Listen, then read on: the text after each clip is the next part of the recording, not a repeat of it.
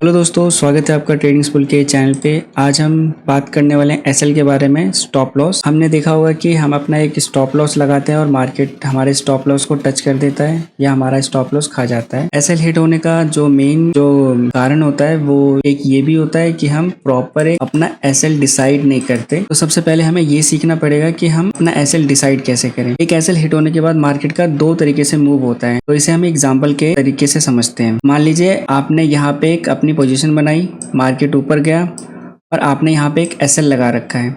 Market नीचे आया और आपके एसएल को उसने टच किया, आपका एसएल खाया और फिर नीचे ही चला गया, ठीक है। और दूसरा होता है कि मान लीजिए आपने यहाँ पे एंट्री ली, मार्केट ऊपर गया, फिर मार्केट नीचे आया, आपके एसएल को टच किया, लेकिन वहाँ से आपके डायरेक्शन में मार्केट वापस चला गया। तो इन दोनों कंडीशन में है, ये जो कंडीशन होती है जिसमें हमें रिग्रेट नहीं होता, लेकिन इस कंडीशन में हमें बहुत रिग्रेट होता है। तो हमें ज़रूरत ये है कि हम ना इसमें रिग्रेट करें ना इसमें रिग्रेट करें, हम अपनी साइकोलॉजी को इम्प्रूव करें, हम अपनी साइकोलॉजी पर वर्क करें। तो अगर हम साइकोलॉजी मार्केट में अगर सुधारने की बात करें तो सबसे पहले तो ये आता है कि हम एसएल डिसाइड कितने पॉइंट का कर रहे हैं।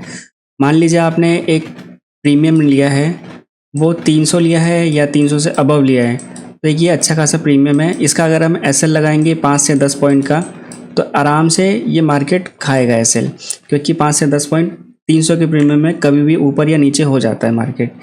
अब इसी में हमें कम से कम 300 के प्रीमियम में 30 से 40 पॉइंट का एसएल तो लगाना ही चाहिए। हो सके तो इससे ज़्यादा भी लगा लीजिए, अपने ऊपर है कि आपकी जो उस टाइम की साइकोलॉजी है वो मार्केट को लेके कैसी है। तो दोस्तों इस बात का तो हमें ध्यान रखना ही पड़ेगा कि हम अपना जो एसएल है वो प्रीमियम के अकॉर्डिंग लगाए, ना कि अपने रेंज के अकॉर्डिंग कि हम कितना छोटा से छोटा एसएल लगा सकते हैं। इस बात को ना सोच के चले तो ज़्यादा बेटर रहेगा। अब दूसरी चीज़ ये आती है, आप अपने प्रीमियम को लेके डिसाइड नहीं कर पा रहे हैं कि आपका एसएल क्या होना चाहिए। तो इस कन्फ्यूजन को दूर करने के लिए आप पैटर्न्स पे वर्क कर सकते हैं। जो चार्ट पैटर्न्स होते हैं, चार्ट पे जो लाइव मार्केट में पैटर्न्स बनते हैं, तो इसमें जो सबसे एक कॉमन पैटर्न है वो डबल टॉप पैटर्न है और एक डबल बॉटम पैटर्न है, जो कि कहीं पे भी नज़र आ जाता है चार्ट में लाइव मार्केट में। या फिर आप हेड एंड शोल्डर को भी लेके चल सकते हैं या फिर इन्वर्स हेड एंड शोल्डर को भी लेके चल सकते हैं। तो इसमें अगर मैं आपको एक एग्जांपल दूं कि मैं आपको दिखा देता हूं, जैसे कि मान लीजिए यहाँ पे देखिए, यहाँ पे मार्केट ने ऊपर की तरफ मूव दिया, फिर यहाँ पे एक रिजेक्शन दिया, यहाँ पे नीचे की तरफ, फिर ऊपर की तरफ मूव दिया और फिर नीचे इस पॉइंट से नीचे की तरफ अच्छा खासा एक टारगेट दे दिया। तो ये जो मूव है ये डबल टॉप का मूव है। तो सबसे पहले तो हम ये जान लेते हैं कि ये मूव मार्केट में आता क्यों है। तो इसके लिए मान लीजिए यहाँ से एक मार्केट ऊपर चल रहा है, यहाँ से बायर्स जो है मार्केट में पकड़ बना रहे हैं अपनी। मार्केट ने उनको हटाने के लिए, बायर्स को हटाने के लिए नीचे की तरफ मूव दिया, एक सिंपल सा एक मूव दिया। यहाँ पे सेलर्स जो है एक्टिवेट हो जाते हैं अपने।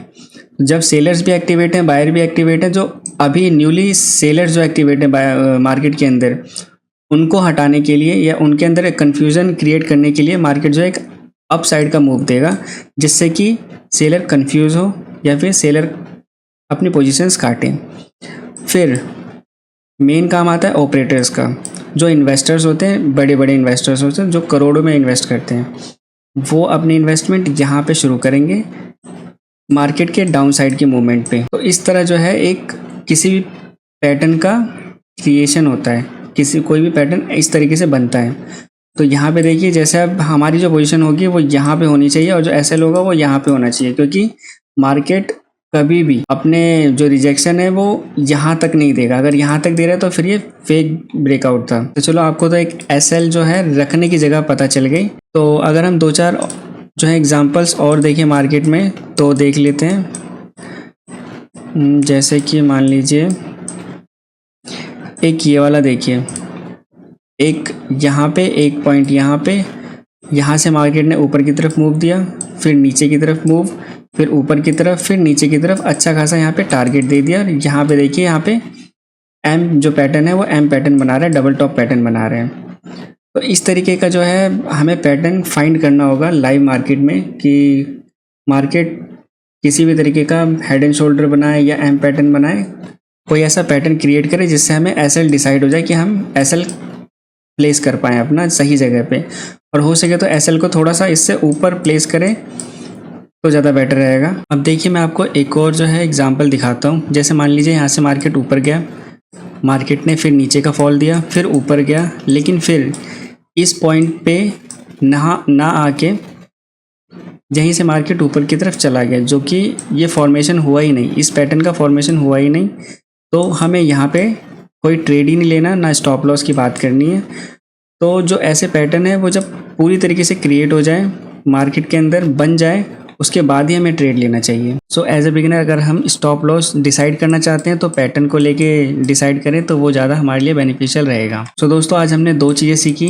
पहला कि हम अपना स्टॉप लॉस अपने प्रीमियम के अकॉर्डिंग डिसाइड करें, और दूसरी चीज़ ये कि अगर मार्केट में किसी तरीके का पैटर्न का फॉर्मेशन हो रहा है तो उस पर हम अपना स्टॉप लॉस डिसाइड करें, तो वो ज़्यादा हमारे लिए बेनिफिट रहेगा। तो दोस्तों अगर आपका कोई भी किसी भी तरीके का डाउट है तो वो कमेंट करके ज़रूर पूछ लें, और आपके मन में किसी भी तरीके का कोई टॉपिक है जिसको आप क्लियर करना चाहते हैं तो वो भी कमेंट करके ज़रूर बताएं, उस पर मैं डेफिनेटली वीडियो बनाऊंगा। मिलते हैं अगली वीडियो में, तब तक के लिए कीप ट्रेडिंग।